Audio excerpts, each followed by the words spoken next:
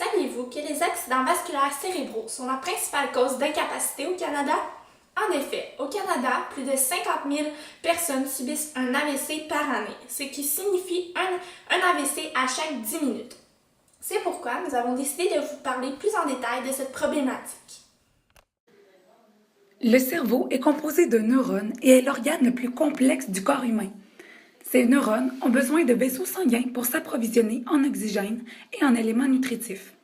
Un AVC est en fait une perte soudaine de la fonction cérébrale causée par un infarctus ou une hémorragie au niveau d'un vaisseau sanguin du cerveau. Les cellules nerveuses alimentées par ces branches sont donc soudainement privées d'oxygène, ce qui provoque en seulement quelques minutes la mort des cellules.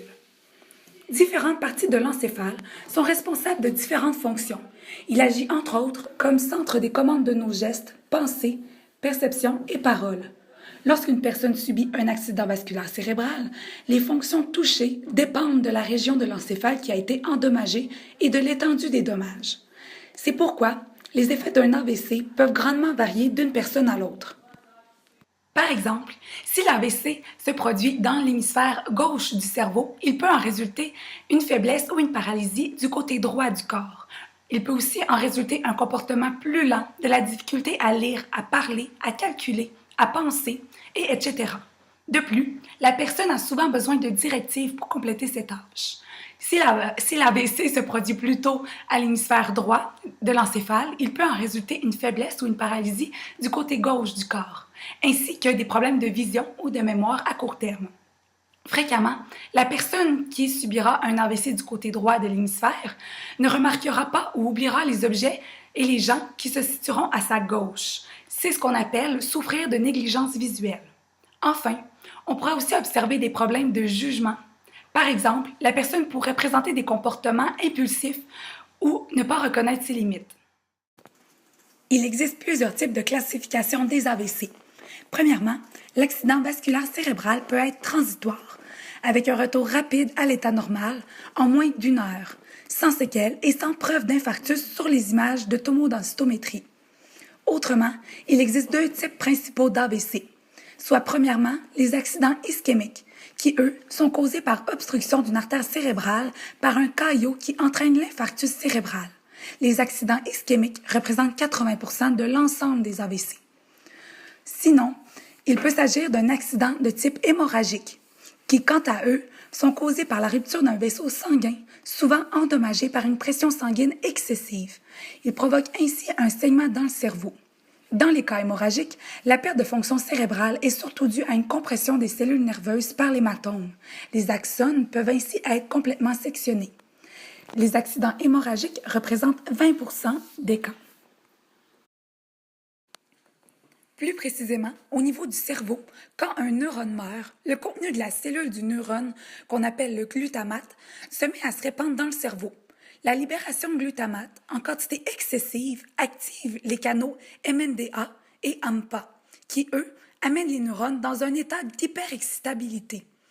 Cet état de surexcitation épuise en quelque sorte les neurones et cause la mort des cellules.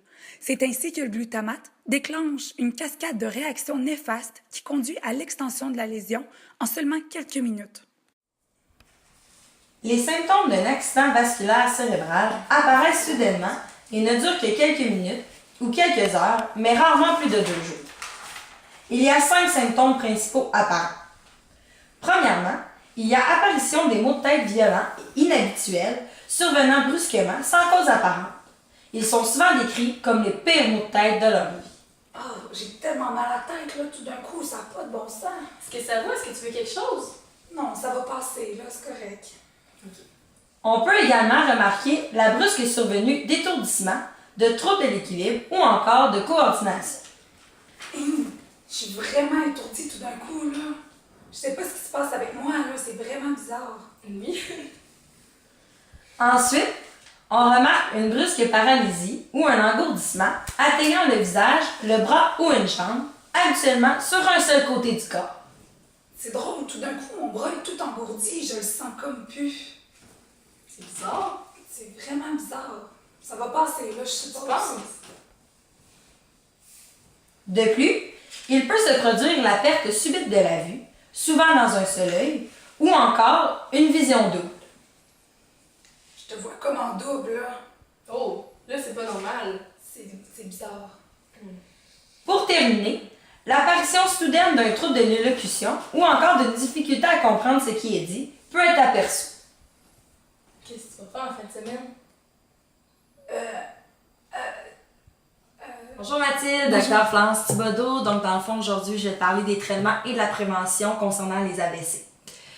Premièrement, un traitement est exigé dans les toutes premières heures après l'apparition des premiers symptômes d'un accident vasculaire cérébral afin de prévenir la formation de lésions cérébrales, d'une déficience ou afin de favoriser, dans le fond, la guérison. Dans les 3 premières heures, c'est la période où les soins médicaux d'urgence sont administrés par le personnel médical entraîné pour dissoudre le caillot de sang. Si les cellules du cerveau sont privées du débit sanguin irrigateur et oxygénant, même si c'est pour quelques minutes, elles vont mourir. Dans le fond, il existe 2 sortes de traitements qu'on a convenus pour toi, donc de court terme et long terme.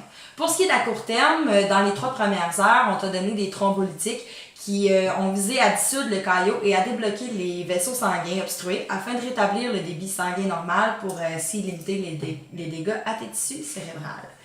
Deuxièmement, il y a les anticoagulants qui sont souvent utilisés dans certains cas pour diminuer le pouvoir coagulant du sang. Ils ne permettent pas de dissoudre les caillots de sang déjà constitués, mais ils peuvent les empêcher d'augmenter de volume et de causer ainsi d'autres problèmes. Ensuite, à long terme, les traitements à long terme, ils visent davantage la prévention des AVC et comportent des médicaments pris de façon orale. Donc, on a les antihypertenseurs pour la tension artérielle, les médicaments qui abaissent le taux de cholestérol ou encore des procédés chirurgicaux pour certaines personnes ayant des conséquences plus graves.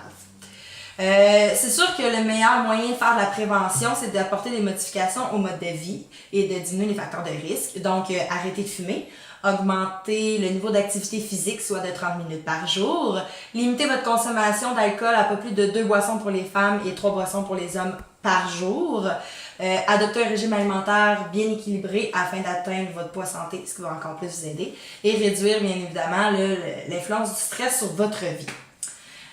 Ensuite, c'est sûr que gérer la prise des médicaments, c'est une bonne chose aussi pour les personnes étant à risque d'AVC. Premièrement, surveillez votre pression artérielle régulièrement, surtout si elle est élevée, donc à chaque année, prendre des rendez-vous. Utilisez vos médicaments conformément aux directives de votre médecin, surtout si vous avez des troubles cardiaques, des insuffisances cardiaques congestives ou encore une fibrillation auriculaire. Et si vous êtes diabétique, bien mesurez votre taux de sucre sanguin à l'aide de votre glucomètre pour ainsi réduire les risques.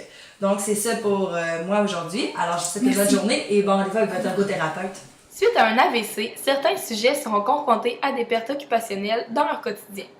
Les séquelles peuvent être temporaires ou permanentes et seront traitées en conséquence. Tout d'abord, l'ergothérapeute évaluera les capacités cognitives, sensorimotrices et perceptives du client ainsi que ses habilités à réaliser ses activités quotidiennes.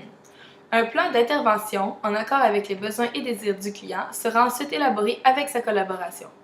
Selon les difficultés, le travail de l'ergothérapeute sera d'améliorer les capacités du client afin qu'il continue de pratiquer ses activités quotidiennes et réaliser les choses qui lui tiennent à cœur.